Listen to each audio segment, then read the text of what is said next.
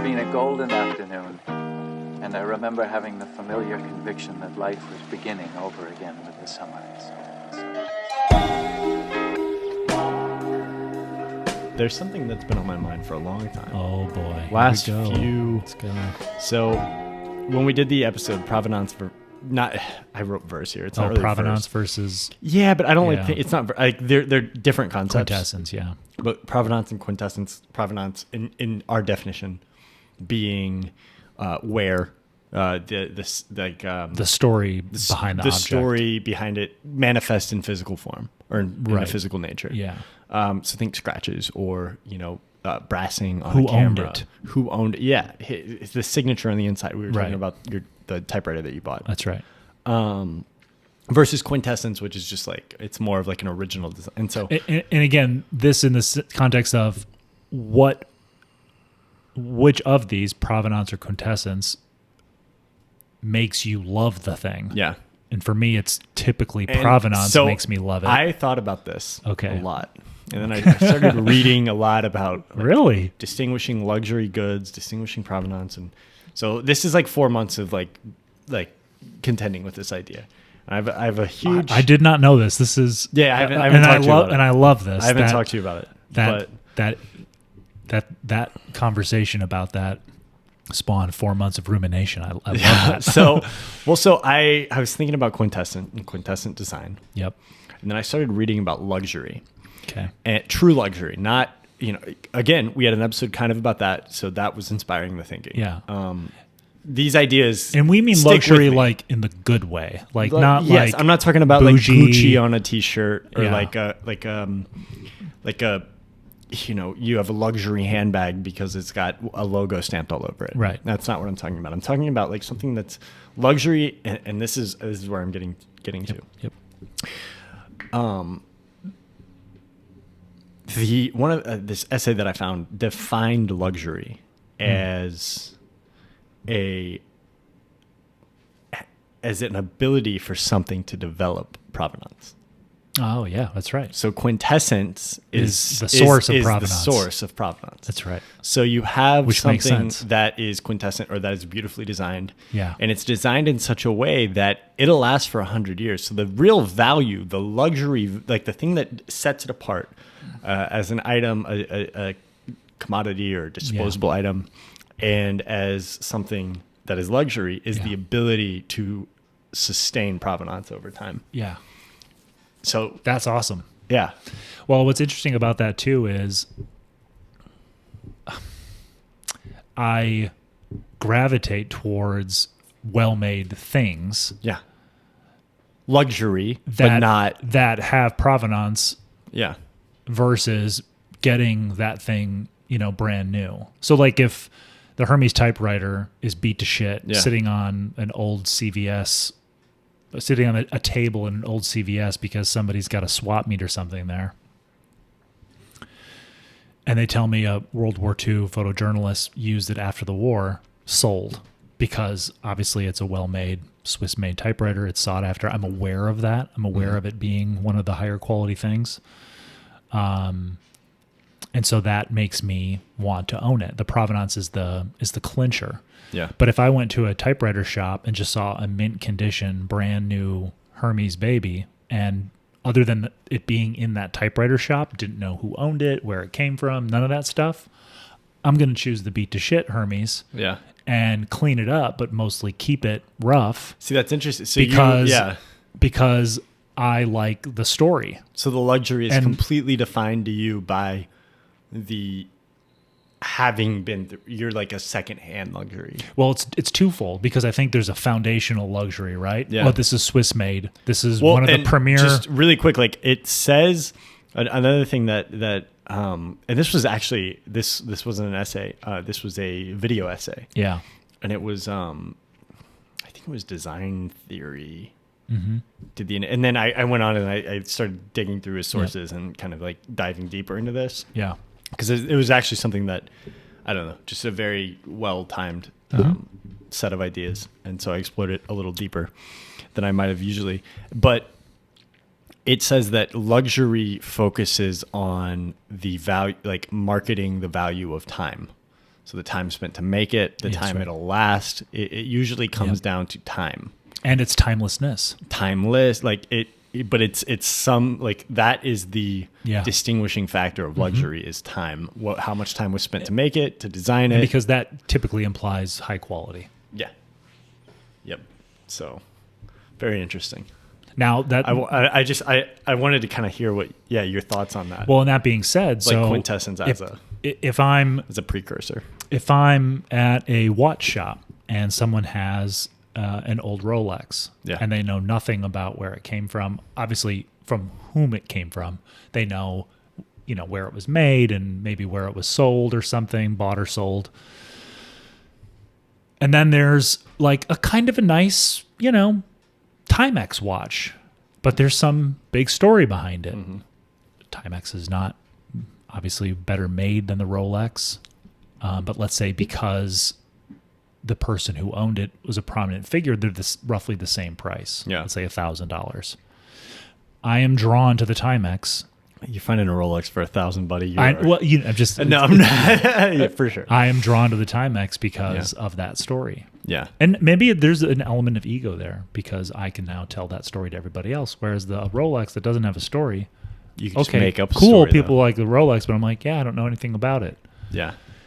But this Timex watch, a guy that was an ace pilot in World War II had this and bought it in 1972 and wore it at this place that he worked and did all this stuff and blah, blah, blah. You know what I mean? Like, all that fires me up. And the Rolex it's just that has provenance, but it's just nobody knows it. Yeah. It's just, it doesn't exist. Nobody knows where it came from, can trace it, whatever. There's just nothing existing. It's kind of boring to me. Yeah.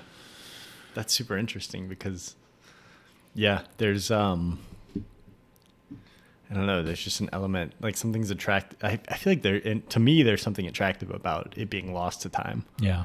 It's tragic, but it's also like beautiful that it's just lost to time. Yeah. Whereas, having something like, clearly,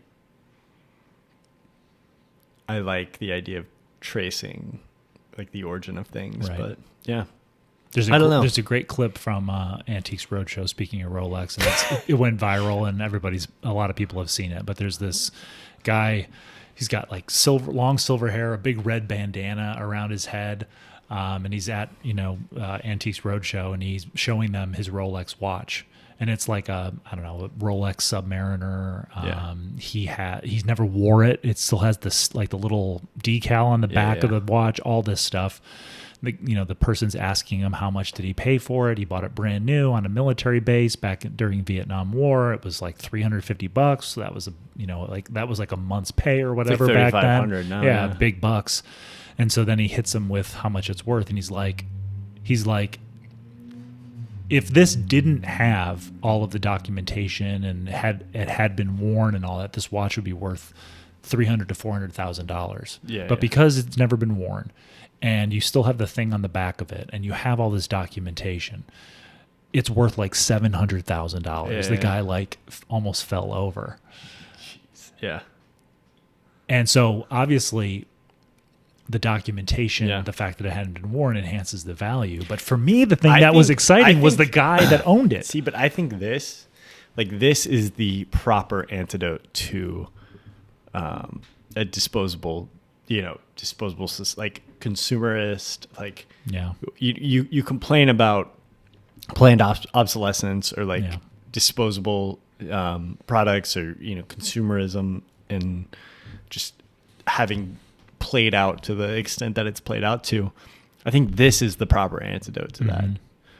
Is like the fact that, and I'm not trying to just step away because obviously, but have something, buy with the intention that something's going to last you through your life, and then start applying memories to it. Yeah.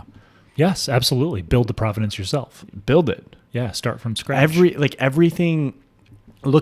Take, I don't know, this is a silly thing that some people just don't care, and that's fine. Like, it's fine, but take stock of what you use on a daily basis and like pick out a couple of things where you're like, I use that, but like I could totally get something in that field that's going to last for, at least outlive me. Yeah. Which, it's getting rarer and rare to be able to find that. but you can still find it. Yeah. And pick a couple of those things and be like, I'm going to start building a story around this object. And then I'm going to, and I'm going to document it, whether that's a journal or whatever. And then I'm going to pass that on. Yeah. I feel like that's cool. We've talked about it on episodes before, but yeah, I think that's a great answer. Like, because then you're meeting people where they are. Mm-hmm. We talked about that earlier. You're meeting people where they are. Like, okay, you have a story that you want to tell. It's the same impulse that drives somebody to post a photo to Instagram or to comment on Facebook or to make YouTube videos. Mm-hmm. It's that same impulse, but apply it to an object and build a provenance to that object. Can I give you an example of, to me, what you talked about, like the time? Brother, this is 50% your podcast. So it just made me think about it. Like, so I over the weekend, it was pretty warm here. It was like 55, 60 degrees both days. And I am behind on my typewriter cleaning. The typewriters I've gotten, and I like to take the case off, degrease them, literally spray them with a hose, clean them off, put them back together.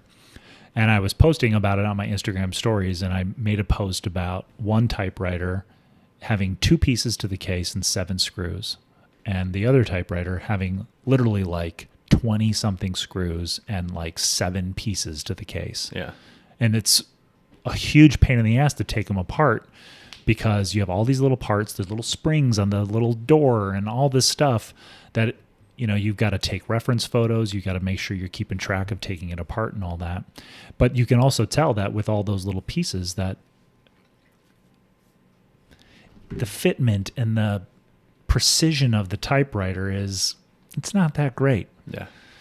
So I had an ultra portable and a medium portable, which is not a terribly fair comparison, because the American ultra portables have fewer screws and pieces and all that because it's an ultra portable. But they're usually better designed too, though. I took apart the Swiss Hermes Baby from the World War II photojournalist because I hadn't cleaned it yet. 7 screws, 2 body panels. Best typewriter of all time. And I took apart a Royal Safari, which is a medium portable, so it's going to have more parts. But it was seriously like 20-something screws and 1, 2, 3, 4, 7 panels that you had to take apart. These little spring screws that make the thing pop up. Whereas the Swiss has these gull wings that are attached. They click in. It's like, it's what like, a dream to take apart and clean this typewriter. And if you mess up one of them, it's like an absolute pride. Like, you essentially have to get a new one. I showed you where I fucked up the case when I traveled with the Hermes. Yes, right. You just take a file to it. And is it the most elegant looking? Yeah. No. Yeah. Does it work completely well to solve the problem? Yeah. Right. So those are some of the key differences for like a mass produced. It just felt like shortcuts. Like, we could have made this a single piece, but we don't really. It's just not worth it. Easier to put a bunch. And then the Olivetti Lettera 22 is you take a bottom panel off, undo a few screws, and literally the whole case is one piece. Yeah. And it's a little tricky to get it off around the carriage, but I'm like, it's just amazing that it's more sort of luxury in the design than the luxury of the quality of the typewriter on the Olivettis, because the Olivettis are often the littlest part screws up and kind of brings the typewriter to its knees. Yeah. Where the American typewriters are built like tanks, but there's all these inconsistencies in using them. Yeah, yeah. But then the Swiss and the German ones are the best of both. They're built like tanks, and they're built like tanks, perfectly like designed. Never an issue. The Olympias, I put the paper through, I type across, it's all even. The Olivettis, they start to get a little crooked. The American typewriters do. The ink doesn't transfer quite as clean. The Olympias. Where's amazing. I want to move on from this, but yes, where's the line between? Because I kind of agree with the idea of like luxury is the ability for something to last. Yeah. So it's like, you have Model T Fords that are still working today. Yeah, sure.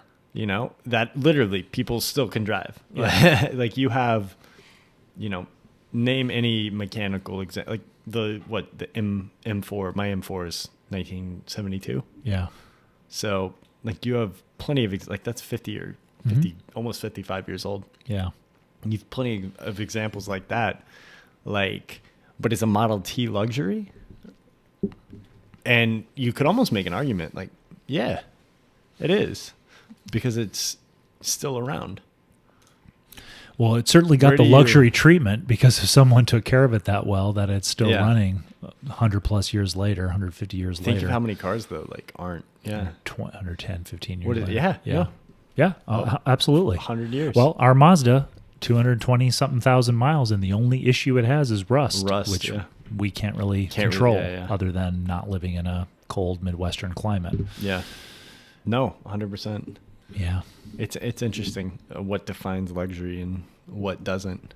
Well, I love people's input on this too. Like what defines luxury? Like almost focus group it. Like what defines luxury to you?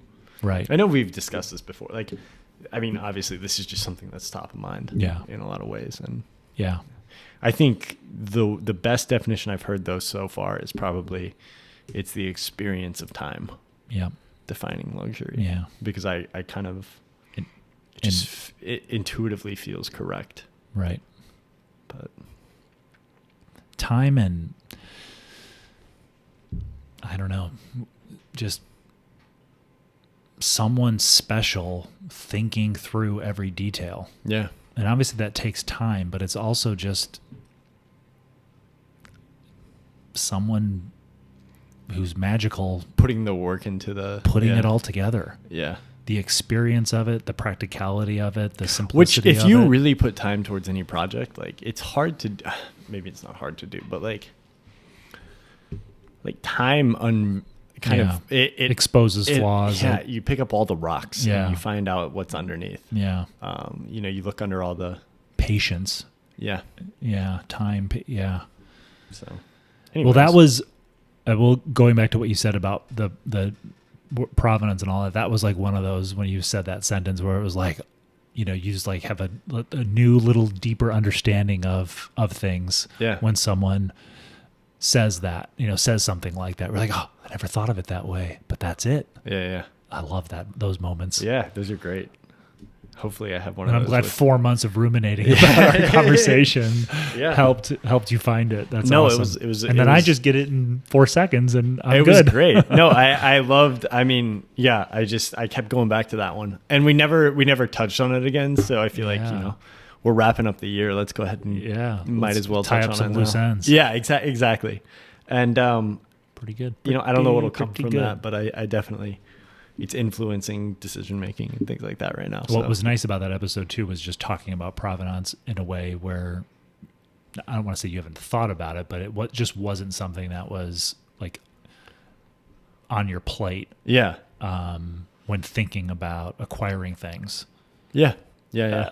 Consciously, whereas it was for me. Consciously. I'm not saying you don't know what provenance is and that you... Well, and like we talked about like the bowling trophy. Like I think, if you can find this episode, you're a true fan.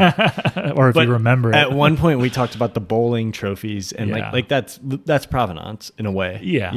And just how sad it is to have like bowling trophies and, in a place. Yeah. That was like life was so different then. No, that was literally like 30 episodes ago, 33 episodes ago. Long, deep cut.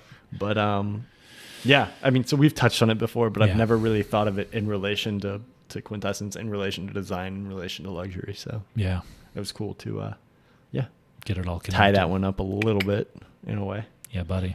All right, so what are we doing here? All right, I don't know. What do we think? Do we just want to 2025? Do we want to do 2025? Yeah, we never referenced the thing. I don't know if I'll cut that part out or not, but reference the thing. I'm drawing a blank. That we spent the whole evening on. Oh yeah. Maybe we do come back to that though at a different time. Well, let's just.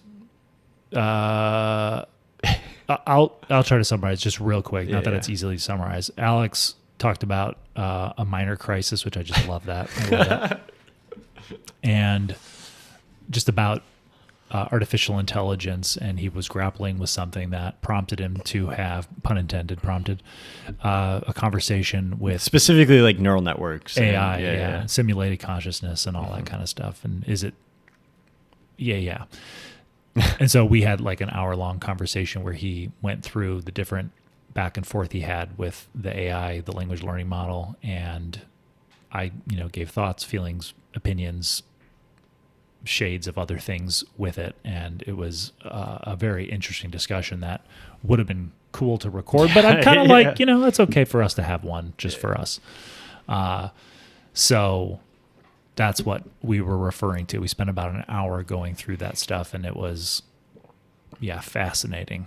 I think eventually we will do an episode. Especially when you get to the part with the paradox and how the LLM was reacting to that idea. Yeah. Yeah. I think we will eventually do an episode on this. And I think Minor Crisis... Minor Crisis. As a project, though, for you. Yeah. Even if you just make it and keep it to yourself, there's something... Maybe it's just like a sub-series of this podcast. There's something like really cool about that. Yeah. That I'm immediately, if I saw that out there, I'd be like, oh, I want to tune into this. I see now there's market forces now. Yeah. No. But sharing, though, to me, it's just sharing. Yeah. I think there's something there. Like I got a lot of value out of what you were challenging the LLM to. There's something about just like, I don't know. We'll discuss. We'll have an episode of discussing this. Like, that sounds vain. I don't want it to be like, oh, like you just wait for art. Like I'm not saying it like that. I'm just saying it's like, not. This is inevitable. Yeah. Eventually, we're gonna do an episode on this. And right now is not the time. Now is not the time. Yeah. It's one of those things. Like it took me 4 months to figure out Provenance in relation to. But we also we obviously we grapple with things and have conversations about things that aren't part of the show when they happen. Yeah. And rumination and deliberation and it keeps bubbling up or whatever, and it leads to being something that we want to talk about on the show and have a formal conversation about. Absolutely. And I want to I'm gonna head it off at the pass. Like I am not like I'm very pro like neural networks, AI, whatever you want to call it, deep learning, whatever. I'm very pro that. Yeah. In a lot of ways. Yeah. There are just some things that create an internal minor crisis. Yeah. There's just like some crazy shit. There's some like, I think some philosophical implications, and there's some like personal frameworks, maybe you call it, or just kind of how there's some things that are being challenged by. Or it creates voids where you are hoping to develop a framework in the void. Right. There's potential for new frameworks that, maybe couldn't have existed. Yeah. 4 years ago. Which is what I do. I meet somebody new. I see a void. I want to map things to just navigate things a little better. Absolutely. And I don't want to solve it, but I want to kind of know the lay of the land a little bit. Yeah, exactly. And I think, it's just kind of like, does my, conception of the world fit? Or do I have to rethink that? It's all going to crash and burn. Maybe. Pretty sure. And it's going to happen at Panera over coffee with Claude. Cheers. Unlimited coffee, though, so that's a plus. Anyways. All right, let's talk 2025. We haven't discussed this at all. Where do we want to go? Minor crisis at Panera. Where do we want to? My in-depth conversation over hazelnut coffee. Over cold hazelnut coffee. Anyways. Hazelnut coffee and minor crises. Yep. My conversations with AI about the nature of existence. That's a screenplay. There you go. If anybody wants to write that, it's a piece of something. I know I'm laughing about it, but there's there's a part of me that's like, I don't know, man. There's something there. Yeah.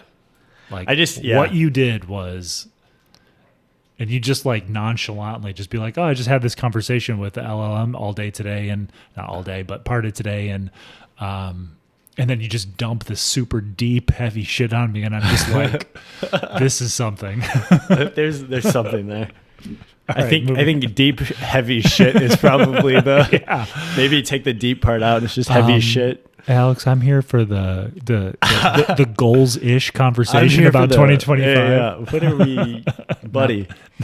Anyways, goals 2025. How do we want to do this? We've never done this before on the podcast. Did we do a goals episode last year? I might be lying. We might I have don't done think one. so. It really feels goals episodes. You put me into that mindset, and now we're like stepping back to this mindset. It kind of feels. It's a very big vibe shift. Well, it's tough too because 2024 was sort of like, again for me, and I'm not gonna spend a bunch of time on this, but it was for me like just minor crisis. Minor crisis, blowing things up, experimentation, and making it up as I went versus the previous years, which again, kind of that hustle entrepreneur, get your ducks in a row, open up your Notion shit, and just power through stuff to determine if something is an obstacle or part of what's going to get you to your objective, so you can hammer out those goals for 2024.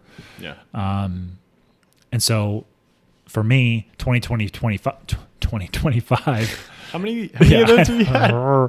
Is about. I'm sorry. I'm still on the existential dread. That was. See, you have all the context. Everybody watching is just like, Jesus Christ. What the fuck did you guys talk about? Well, we solved everything, obviously. So, it's done. Don't worry about it, guys. It's done. I'm sitting here with clarity, but also like I'm in the wake of everything that we went through. So 2025 for me is about how do I try to combine some of the best of both those worlds into a better way to move forward. So I can talk about anything endlessly forever. What do you feel like is the most? Did we cover it in the last episode? Is it that you feel like is the biggest shift, or at least the most? Well, I think it kind of ties into what you talked about with luxury, and it's what we talked about in the last episode, where it was like,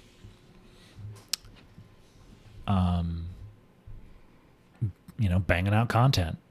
If I get 6 videos done in a month, like I'm doing well, but it's like I'm not actually really deploying a sophisticated understanding of the quality of that content. The quality is in the quantity. Yeah. And while I still endeavored to be thoughtful about my choices or make it look good or make it sound good, some technical things as far as quality goes, I'm not as excited about the deeper levels of more substantive quality. The videos coming from a place of just in service to it versus in service to ego, vanity. I feel like you're synthesizing something really, like, just on the very very focused level of your channel, like as a marker of progress. Mm-hmm. You're in the middle of like synthesizing something really unique to you. Yeah. And I think I can't say, oh, that's going to reach its final, or it's like that's going to continue to progress, or that's going to reach its final form in May 2025. But I think you have a guide, even if it might not be completely obvious or completely like you might have not written it down. Like, oh, this is where I need to go. This video is going to be on this. This video is, you're going in the right direction. Yeah. It's apparent from the outside, in my opinion. Again, that's just one opinion, but and it certainly feels better, and it certainly feels like it's coming from a place of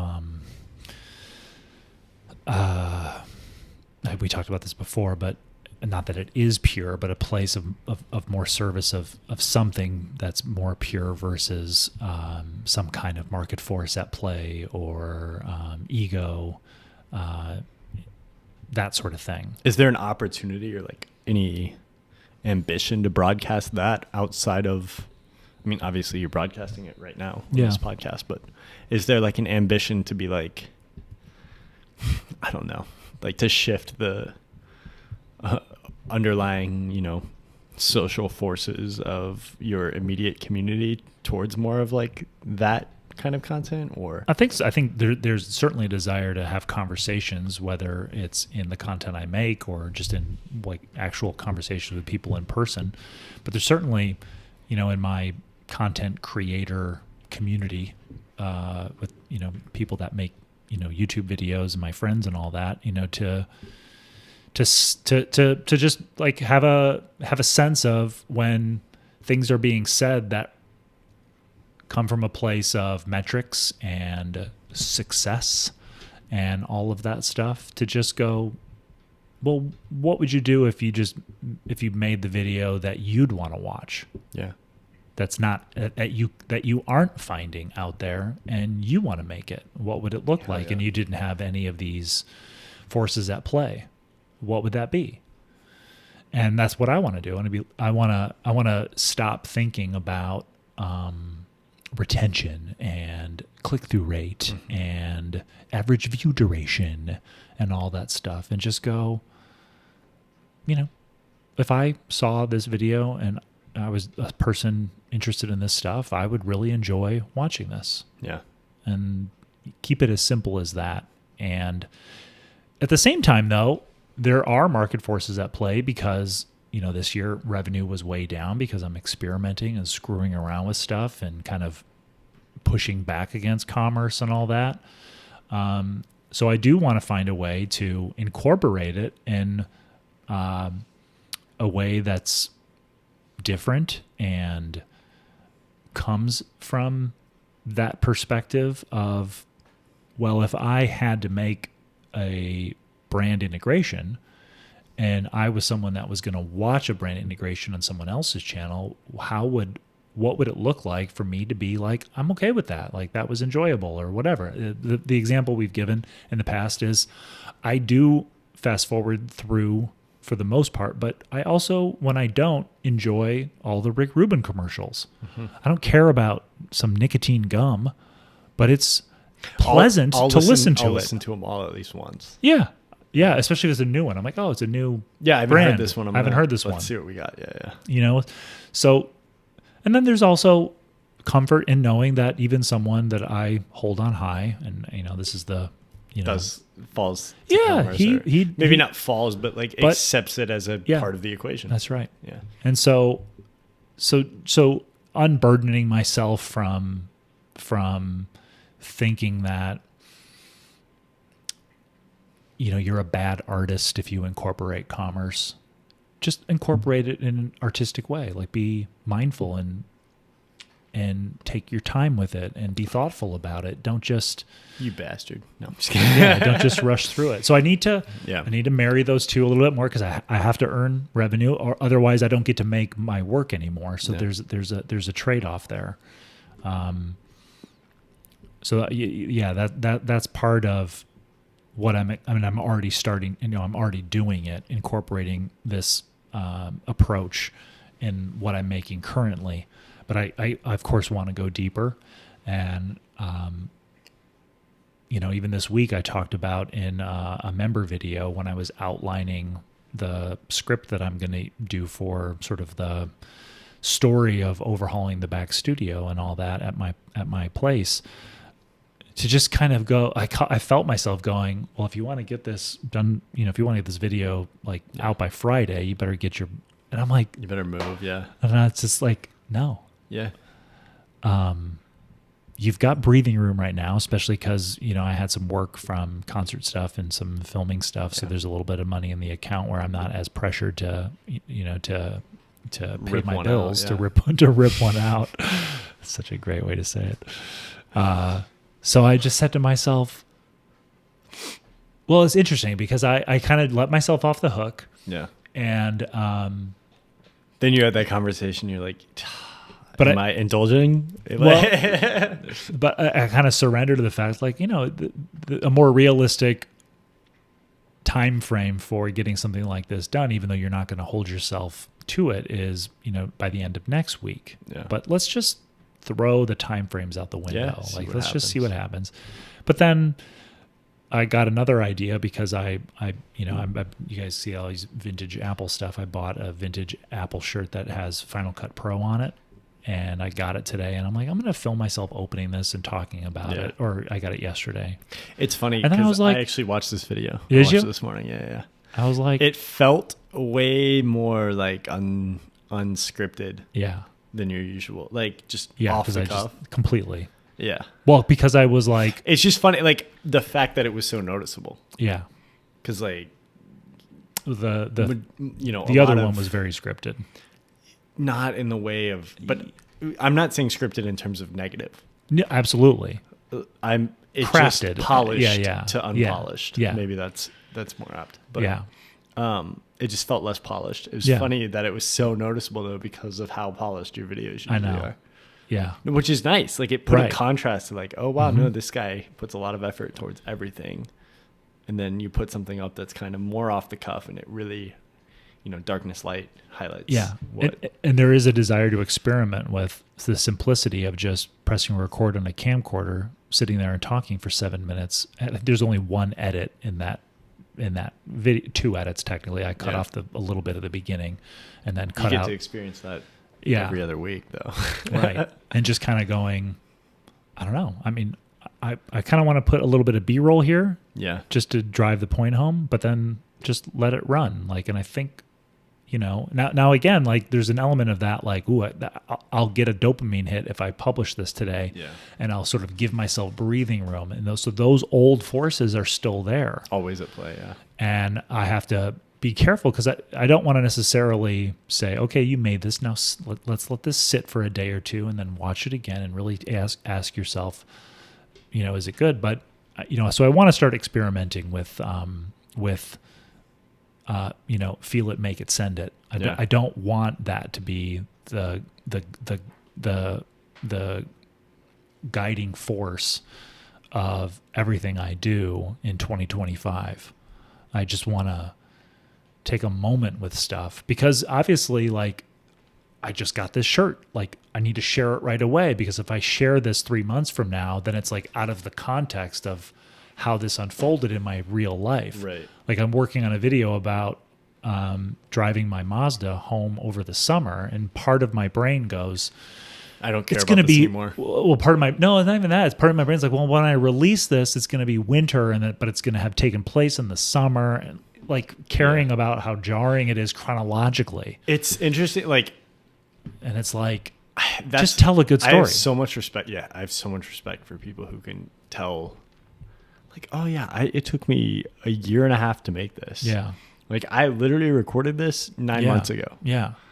Because that's very difficult to do. Right. When because like you are living in one timeline. Right. And it's like this alternate timeline that doesn't quite coexist. Well, and it's weird because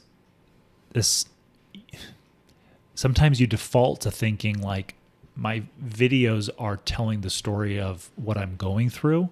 So if I break that chronology of what I'm experiencing in my real life, that's like breaking down though from like this is a journal entry to this is a critique on human experience. Yeah.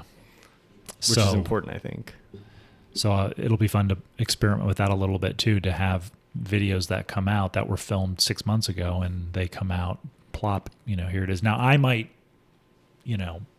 orient the viewer and be like, so last summer I went blah, blah, blah, and like, ease them into it or something. So just to wrap up, because I want to hear what some of your first impression goals are for 2025 as well. But, again, big part of 2025 is taking the best of both of these experiences and combining them into something new. And the last thing I'll touch on too is in not my personal life, but sort of the things I'm doing not on camera that fuel the creative stuff, whether it's going to estate sales or thrifting for vintage stuff and getting this old stuff or stereo equipment or records and trading in for more records, all of that.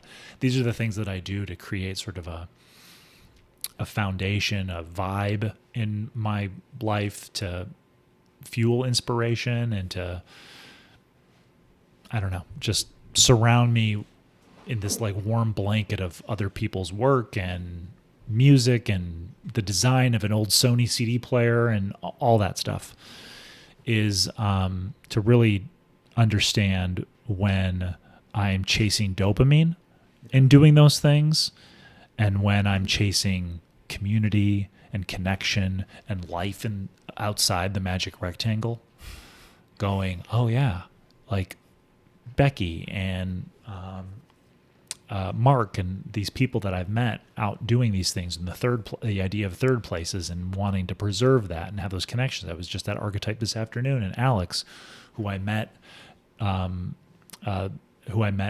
an event months and months ago, who's become a friend. I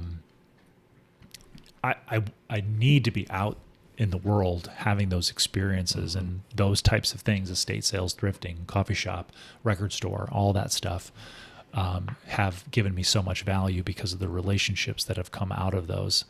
I walked into Homer's today, and Mike, one of the guys, the full timer, hey Matt, what's going on?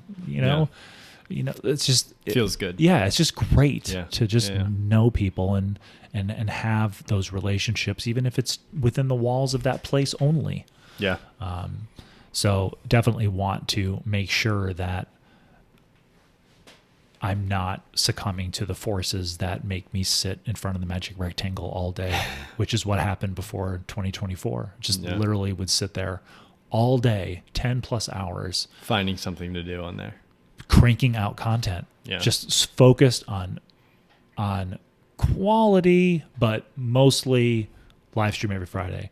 An article in Medium, got to have this, got to have that. And it was like, if you're not working from 7 a.m., literally the laptop would be open in 2023 at 7 a.m., going through my expenses, doing this, doing that, da-da-da. Well, see, and I feel like having that as a separate experience that's where the problem is. Like, you have to feel integrated.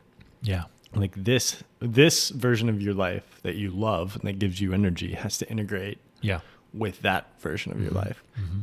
And when it does, like, live stream every Friday, not a problem. Right. Like podcast out every 2 weeks, not a problem when it integrates, because it's like checking more than one box. But when it's just like, this is just this arbitrary business thing that I do. Yeah. And it doesn't integrate, it just becomes friction. Yeah. And then it just drains every time. It's just taking a little bit out of your battery meter. Right. Then eventually you're... And the parting thought before we switch to you is, well, the 6 videos you used to make in a month, what if one video you made in a month accomplished way more than those 6 videos ever did? Yeah. And in making that one video, twice a week, you were out in the world, or you were not working on a video, or you were just experiencing life, and it made the video better because those experiences fueled a perspective, an idea for an edit, a different way to film it, whatever. And that one video was exponentially better than the 6 videos that you cranked out like it was a assembly line factory. Yeah. You were making I think assembly line content it's quickly gonna start to become less valuable. Yeah. Yeah. I think so too. And I think that's why a lot of people kind of fade on a channel, because they consume 80 videos from that content creator, and the metrics and the hustle of it all, they just are sort of recycling the same paint by numbers. There's content. A lot of people that I used to listen to or watch, 10, at this point, 10, 15 years ago. Right. 10 years ago, 7 years ago, 5 years ago, 3 years ago, who I don't listen to and watch anymore. Yeah.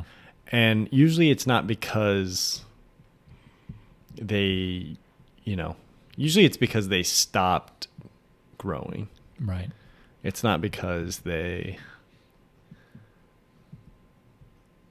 lost some quality. Like they're still doing the same thing though. Right. It's like they're doing the same exact thing that they were 5 years ago. Yeah. And so I think Yeah, you want to see rather growth. than being on the assembly line, like, and not just growth in terms of, I mean, not at all actually, in terms of like, I don't give a shit if your channel has. No, I just mean there's growth. still people who I watch. Yeah, no, and Yeah. I know that know that you weren't, but there's still people I watch that I watched in like 2008 on YouTube. Yeah. And they still make videos, and I'll still watch them. Yeah. And they've grown, and it's Yeah. interesting. And I'm like, man, you remember when you were like, I mean, that is crazy now, because like that is. I mean, yeah, that's almost 20 years ago. And you can literally be like, yeah, remember when you were like, 20 years old, or like, I remember when you were like 18, or like what, like you go all the way back to like these experiences, and you followed them. That's something that's totally unique. That's a virtual relationship. I've never met this person.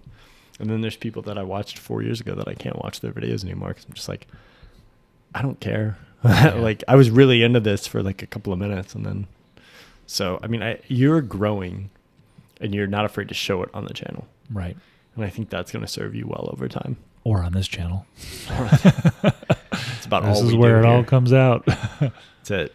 It's about it. I mean, honestly, we should go back and watch one of our videos from a couple of years ago. I don't think we'd like there's no cringe or anything, but no. Just I think it'd be interesting to look at like, oh, how are we processing the world at that point, and how are we processing it now? And how are we talking about how it's going to impact the work that we do? Yeah. There's a lot that probably hasn't changed though, but absolutely. Yeah. I mean, sometimes these, what might seem on the outside looking in as sort of like a micro adjustment on the outside, is a, what did you call it? Minor crisis. Minor crisis. A micro adjustment on the outside is a micro crisis on the inside. Minor crisis. Yeah. Minor crisis on the inside. So we've had a lot of minor crises over the last 24 months. Well, and I think that's this is a little corny, but the beauty of friendship and connections with other people is they might challenge your way of thinking. They might introduce you to a new medium. And that community helps you to see things differently, or to see what you are doing more clearly, to go, well, this is what I like about that, and this is what I don't like so much. Yeah. And I want to move it in this direction. Which brings me perfectly to my 2025 Bring goals. it on. Goals-ish for 2025. Goals-ish. No, I think, I just want more. And that's hard, because I'm naturally not really an extroverted person. Yeah. I mean, you know this probably pretty well, but I get exhausted really quickly, like in the traditional sense, like in the sense of like how you would describe or define an introvert and extrovert. Like, I truly get exhausted. Like, we'll spend a bunch of time with family or something, and like, I love it, but like, I'm actually physically exhausted. I'm like, man, I just need time to like process this, or to go and just be by myself. But my life is so much better when I'm around people, and when I'm, in dialogue with people, I'm meeting new people, I'm in the world. And so I want to bring more of that into my life. I don't know what that looks like necessarily, but I think that's kind of what I want out of 2025. Is more of that, more ability, like, I want more. I get excited about ideas. Yeah. And a lot of, like, thank goodness, like, the internet's amazing.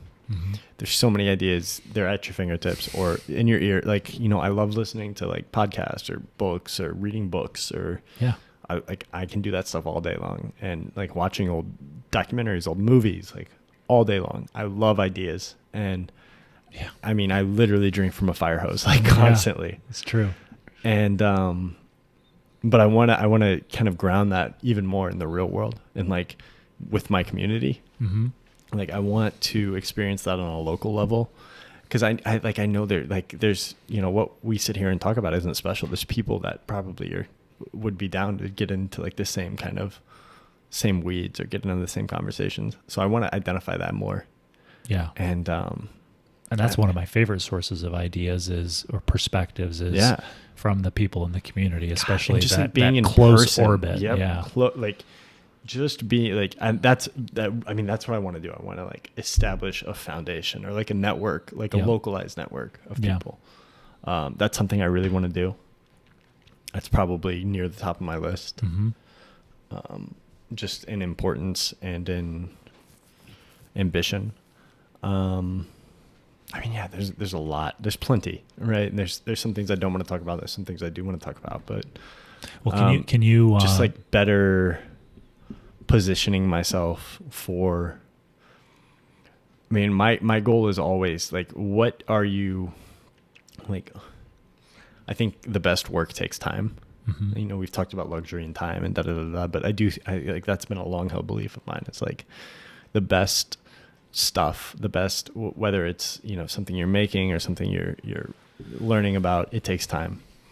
And so just positioning myself with what are those things that I want to go after, that I want to accomplish, and then positioning myself in the proper time, like where the time scale is in front of me, if that makes sense, like where I've set myself up to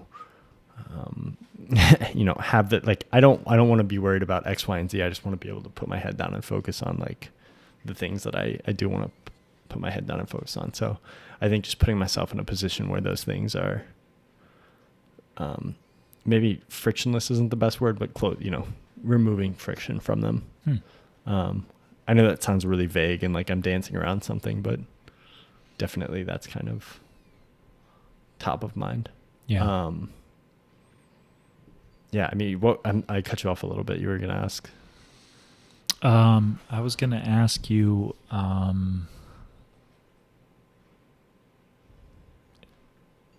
think it was about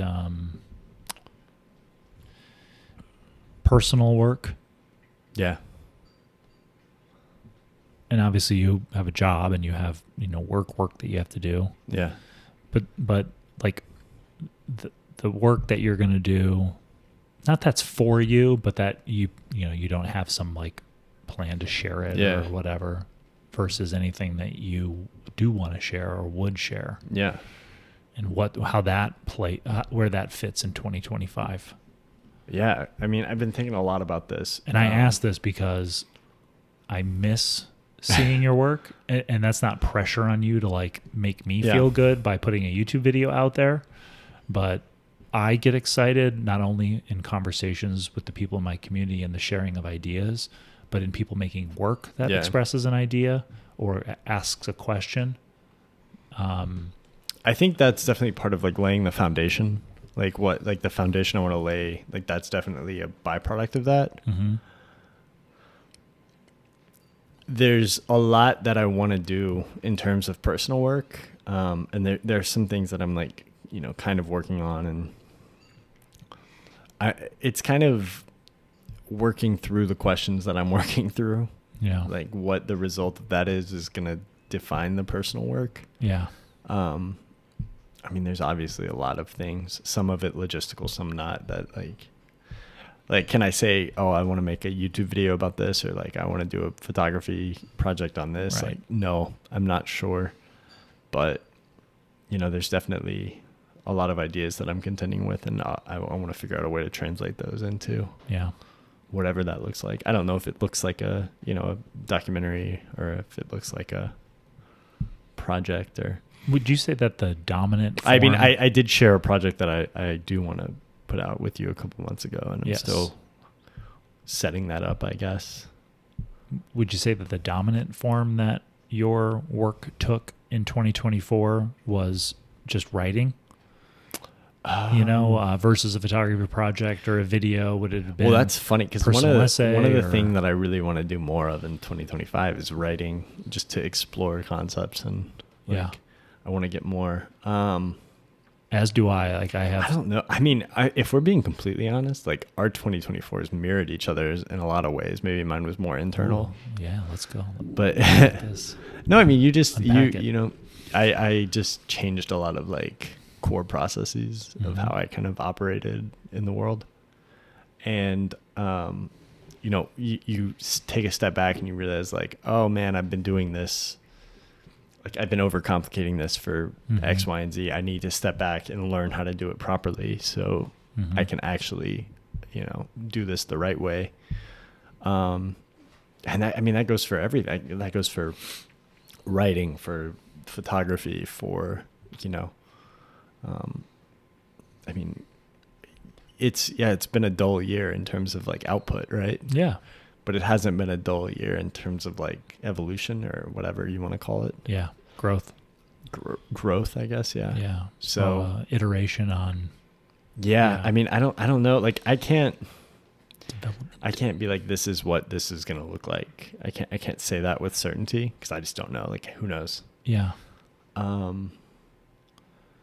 But there's been a lot of like groundwork laid in 2024 and I want to continue to lay that groundwork in 2025. And then hopefully I've always been a believer that if you lay the foundation correctly, then it's like everything is easier. Yeah. And so I know you can just jump into things and that's probably like, there's benefits to that. That's just not how I really love to do it. I like to kind of think things through and figure out what the reasoning is, because then you have a clear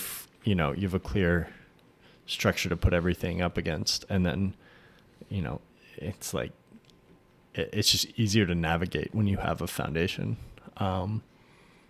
So I don't know, maybe I'm just passing the buck and maybe but I see, certainly seen, where it's bubbled up. Cause I think, there were a few pieces of work that you put out there, personal work that you put out there this year. And then I've also been privy to some of your professional work with your job. And there were a few things that you showed me earlier this year where you really could feel, the time and the thoughtfulness and like the deeper look at what, because when you have the framework, and I won't go into specifics, obviously, when you have the framework of, there's a client where you work and they need these results, or they want to try to chip away at this issue that they have with their business, or they want to have a campaign around this or whatever, right? You have this framework of the mission. But some of us can just kind of go, oh yeah, a little bit of this, a little bit of that, put that font with this color, you're good to go. You kind of paint by numbers, just, relying on how many times you've done this kind of thing to just kind of draw up the greatest hits and put something out there that gets the job done. But with the stuff that you showed me, you could see the deeper focus, the deeper investigation, like what's the core of this? What's the truth of this? What's the more meaningful thing that can be mined from this particular problem or equation? And the last one that you showed me, you could really see that came through, not only in the idea behind it, the idea that it was, but also how it existed in the context of how you've done it in the past where you work. Yeah. So that was exciting. Yeah, I think that's a big, like, experimenting in that space more is something that I've been, it might not be, as much of, there might not be as much of an output on the personal side of things, but developing in that space and kind of figuring out how to have, I think part of the big decision that happened in the last year is like our decision making on like staying in Omaha for a little bit longer. Yeah. Like we want to kind of be here and make this a home in a way. Which, and I think that you talk about shifting your, how, what your world, your framework of the world is. Yeah. Like suddenly it goes from a personal thing to more of a community sense. Yeah. And that's, I know that sounds ridiculous for me to say because of how uninvolved I am in the community. Sure. But I think, to be involved, like, okay, maybe this isn't necessarily true, but in my mind, it's like to be involved in the community is to have something like, because when you switch out of like a personal dynamic or like a friendship dynamic, like one-to-one, or like even a familial dynamic, you move into something that is more of an exchange. Mm-hmm. It is more of a direct value exchange. Like a community is more of a value exchange than it is. Yes, there's family aspects to it, or yes, there's like interpersonal aspects to it, but it's more of a, it's a larger scale. It's more political. It's more, there's a lot that goes into it that, you know, might not necessarily fit into the same structure as like a one-on-one relationship. Mm-hmm. And so learning how that works, and also wanting to feed more into that has been it's been a process. Yeah. And I think that's taken up a lot of my time and thought in the last year or so. And like, how do you work with larger groups of people to create Mm-hmm. a project rather than just like going to my desk and doing something? Well, and how does even on a more subconscious level, a subtextual level of your daily life, how does feeling like the place where you live is not the place where you're going to live versus that place feeling like it's the place where you live? Mm-hmm. And in moving from Los Angeles to here, there was a long time before I was like, I live in Omaha or, Council Bluffs. You fight against it, yeah. Well, because this is temporary. This is a tool. I'm going back. This place is a tool. As soon as I right. get my agent and yeah, he gets you me, sell a script, break in, like LA is where I belong. yeah. Even with my studio,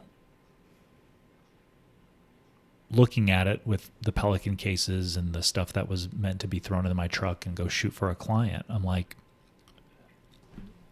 this space does not exist in a way that reflects where I live right now with what I'm doing, the work that I'm making. It is an artifact of a past that doesn't exist anymore, where I would throw all my shit in my truck and go make a video for someone else. I don't do that anymore, and I don't want to do that anymore unless it's a very unique, specific situation.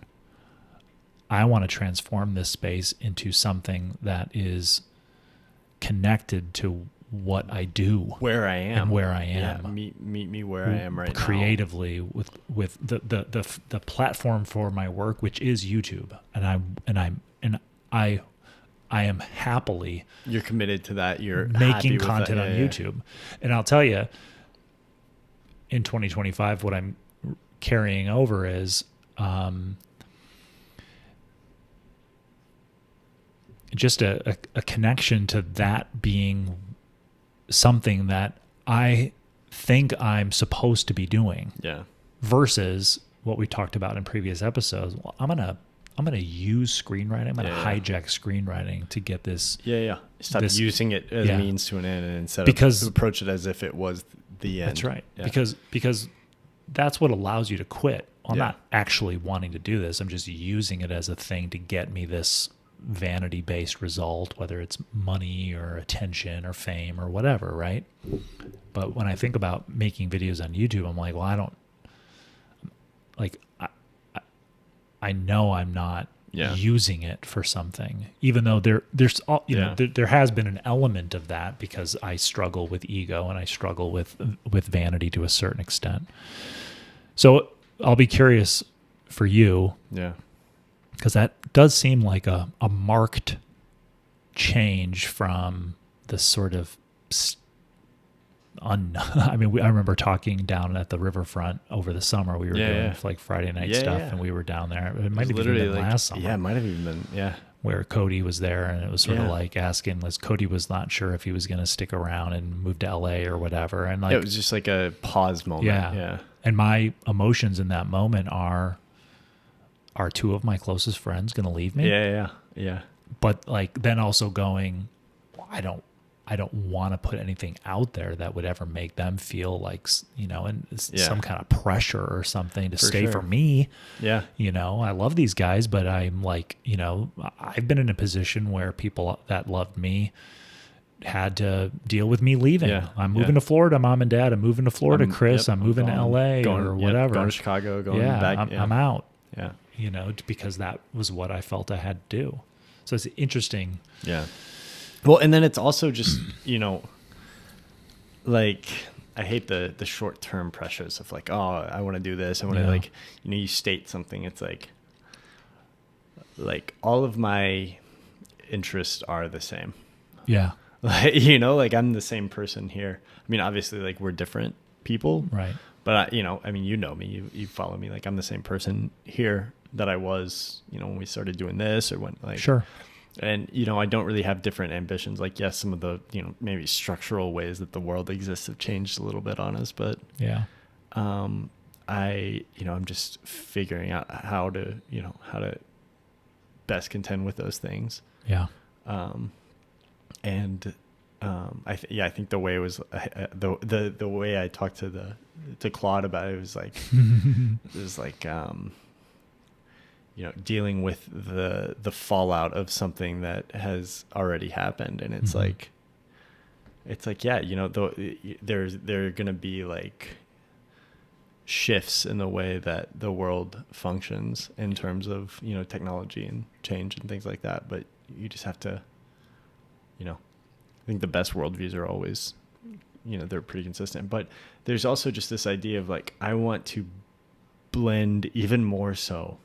Like, I hate this idea of like personal and professional, not personal and professional life. Like, obviously, I'm a private person. Mm-hmm. I like privacy. Like, I like, family life to stay family life. But I want to better blend. Like, I don't want there to be like version A, version B. Like, this is who he is on the podcast, and this is who, like, I always strive to just be the same. Yeah. And so I want to start to embody that more in my like public facing appearance, just like making sure that aligns completely with like what we discuss here, what I write about, what my, personal work looks like. That aligns directly with what the professional work looks like. The process aligns. Right. Like, that's kind of what I'm trying to to meld, and that's what I'm figuring out. And it's a slow process, but patience is the best. You have to have patience to make that work. Yeah, patience. And what I struggle with is letting emotion really take over, and subjectivity versus that nice blend of reasonable subjectivity and objectivity. Well, you have to fight ego, and having people who can call you on it is completely invaluable. Yeah. And I mean, I just want more. I want more people who I can sit down and have a glass of whiskey with, and like, and share ideas. Yeah. And for me, which is obviously, from literally day one meeting you, like, obviously I'm not like, oh, Alex, this is what's going on in my life, and whatever. It's not a therapy session right away, but just the freedom to express those ideas, to communicate, to share lessons from introspection, to be honest with your friends about who you are and what you're seeing from them as well.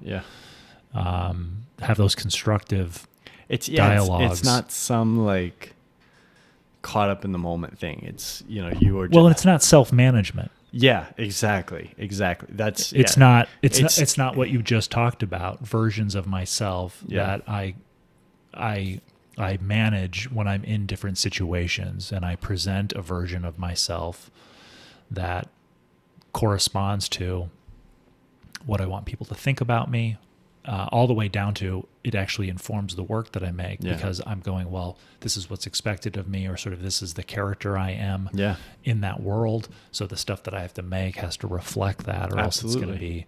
It's removed. It's funny because it goes back to the original piece of this conversation. You don't want to have little like, like just little drains in the back of your mind. Yeah. Where like you have to, I have to keep this personality alive. I have to keep this person. Right. Like I have to give them a little bit of my brain power and my energy. Like just take all that away. Just have like not a singular focus in like a negative sense, but have a singular focus and just don't worry about any of that other stuff. And you're going to be so much more, I mean, I'm not going to sit here and say you're going to be more fulfilled or like whatever, but you're going to have more to put towards the things that actually matter.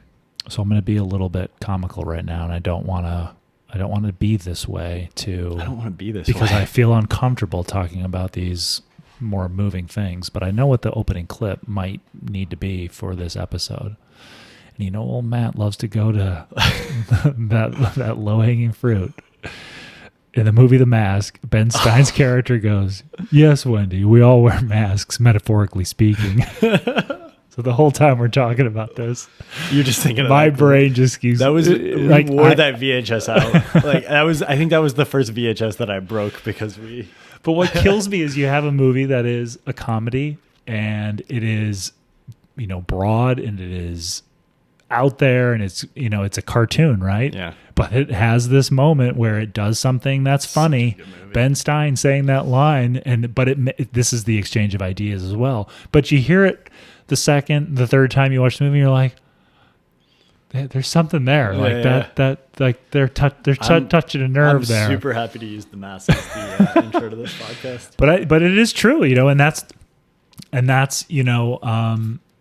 think that brings up part of not to bring it back to me, but the goals of 2025, which is to break down those systems of self-management of sort of like, I am creating a character of Matt as a YouTuber content creator, and I want to take on these characteristics. So I'm going to wear these kinds of clothes, or I'm going to say these kinds of things at the beginning of the video. Well, see, that's what always gets me when I watch your videos, because like, I mean, not to be like, I know the real Matt. But like, you and I have had a lot of conversation, like hundreds of hours. Yeah. Of back and forth over not crazy amount. Like you definitely have, we both probably have people that we've known for much longer and had, maybe more conversation with, but it's like, whenever I see the video, it's like, I can see when there's like a character and I can see when it's just like, oh yeah, that's Matt. Yep. And I think that, yeah. And I try to make a point too, whenever I see it, something where I'm like, oh, that's Matt. Yeah. I try to just at least clock it. Yeah. Yeah. Yep. Take the reading. Yeah. Yeah. And I think that is definitely, it's interesting. And what I love about having a body of work on YouTube is I do go back to some of those earlier videos before I really was a YouTuber. I mean, I was like, I think I had a few thousand subscribers or whatever, but I was like, I would just be like, I kind of want to intro my video where I'm just sitting at my desk and just someone knocks at the door and I like get startled and turn around and have this weird thing. I'm like, oh, it just sounds fun. Yeah. Versus, going back to another, me creating the framework for my life through popular culture and the shows and movies that I've watched, Jurassic Park, Mad Men, and The Mask now, being my guiding principles for existence. Amen. Yeah, amen. Sort of what's expected. Father, Son, Holy Spirit. That's right. That's right. Jurassic Park, Mad Men, and The Mask. Is what's expected of you versus what you want to do, like what you like, how you want to express yourself. And I've certainly had ups and downs through that process, but the stuff that I want to move away from is the playbook, and this is what you're supposed to do, and this is what's expected of you. And if you're a tutorial YouTuber or you're a whatever, like you gotta sound like Peter McKinnon when you start off a video, or you gotta this YouTuber changes their location at certain points in their A-roll and they get a lot of views, so you got to do that too. Yeah. You just what do I like? Well, today or yesterday, today I liked the idea of setting up a camcorder and just filming myself opening something and not editing it and doing a bunch of stuff and just putting that out there. So yeah, I want to take off the mask, and make the stuff where, especially the people who know me, when they watch, they go, "Oh, there he is." Yeah. Not, who's that guy? Yeah. No, I think there's something. I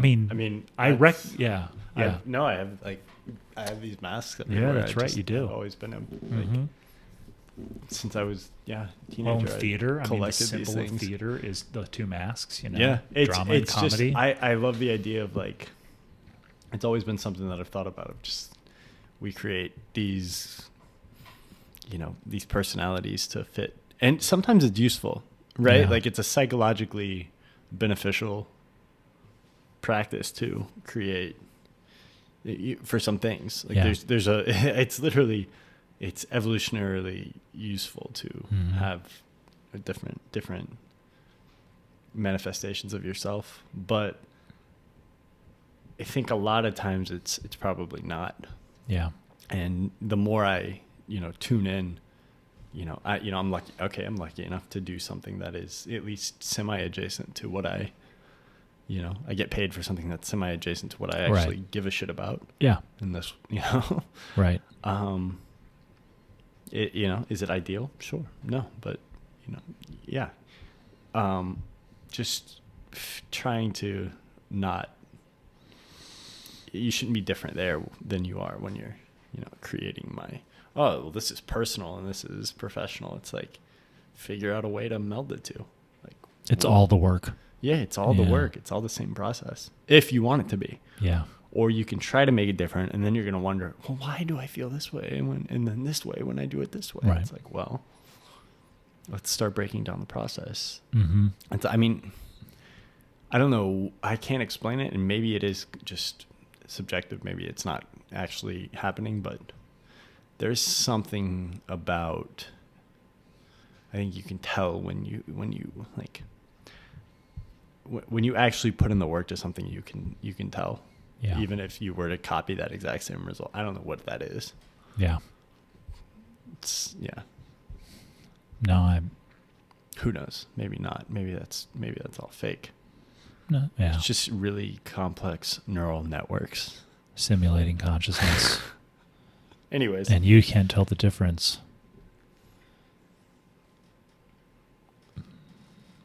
More on that in another episode. Well, Happy New Year. Yeah, Happy New Year, buddy. I know. I know. In the past that we've done our goals stuff. Like This is an hour and 38 episode, by the way. Yeah, that's fine. It's a Whatever. heater. But a lot of hyper specificity, and I definitely want to just personally get more specific with some of that. But again, not to the point where the specificity of that just creates a unrealistic or artificial approach to the work. Well, I want to hit these goals, or I want to feel this way throughout the year or at the end of the year when I look back on 2025. Yeah, every time I make like I understand, like, oh, what's the jargon? You're supposed to make SMART goals or Spark, or it's like specific, measured, right? R. I don't know. Yeah, I mean, every time I do that, I don't know, like something, I could be introduced to a new idea tomorrow that completely changes the entire, the next decade of my life. Yeah. Maybe not, but there's a chance, you know, Yeah. or we could have something that just completely shifts the way I see the world. And I'm like, I have to change everything. Yeah. That could happen. I'm not going to discount that. Well, the other thing too is I could sit there and sort of talk about goals or, sort of results or how I want to feel at the end of the year. But I wonder if that just pops into my head too. And I know I kind of relate everything back to pop culture, but my brain remembers something that I watched or consumed that relates to a point that I'm going to make. And something from The Bear season 3 was this list of non-negotiables, and it was like these guiding principles for how they were. He didn't write down, we're going to get 3 Michelin. I mean, he did have a goal of getting a Michelin star for the restaurant. No spoilers. No, I'm just kidding. Yeah. I haven't seen And I guess that's a singular goal that requires all this work to achieve, right? So he had something very specific, but he also had these guiding principles. In the pursuit of that, these are the things that are non-negotiable. Yeah. And to me, there's something about I'm not going to sit here and be 100,000 subscribers or whatever the Michelin star equivalent is to the work that I do. So whatever that thing ends up being that North Star, I want to develop some of those guiding principles, not letting my ego or vanity take in, not caring, not fixating on metrics, watching out for dopamine, I want to come up with those non-businessy, non-self-helpy terms that are specific to me. You're saying like non-businessy. Like, I think this is the most crucial and important advice that any business could take. Yeah. Is don't what are your non-negotiables? What are your principles? Yeah. What are your principles? And not the fucking principles that you put on your mission statement and right. shit out everywhere. That just are like piece of paper that means absolutely mission nothing. Jargon that just it feels like word bullshit. Salad shit. Like, not that. Like, what is it that you actually fucking believe in? Right.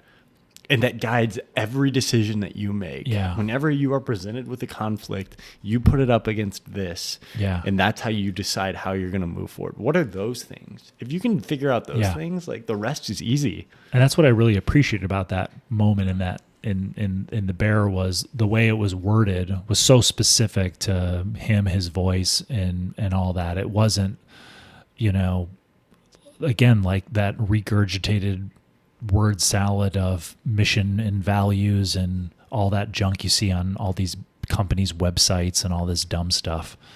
And then you have smaller companies that emulate that stuff. Yeah, right. It means nothing. Well, it just becomes part of the playbook. Yeah. And like that's the idea is tossing it out and just getting to like a real authentic thing that the phrase could just sort of represent a feeling, and the feeling is the guiding principle, and the words just sort of capture that or transfer the feeling into just something that you can look at and go, oh yeah, that's right.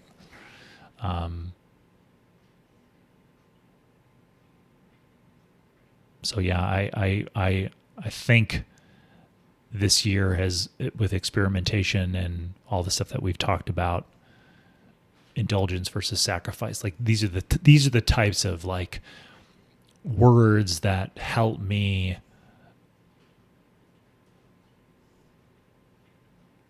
just be guided through the process in a better way, rather than succumbing to all the more seductive forces of metrics, vanity, ego, bullshit that I have been very, very prone in my lifetime to succumb to.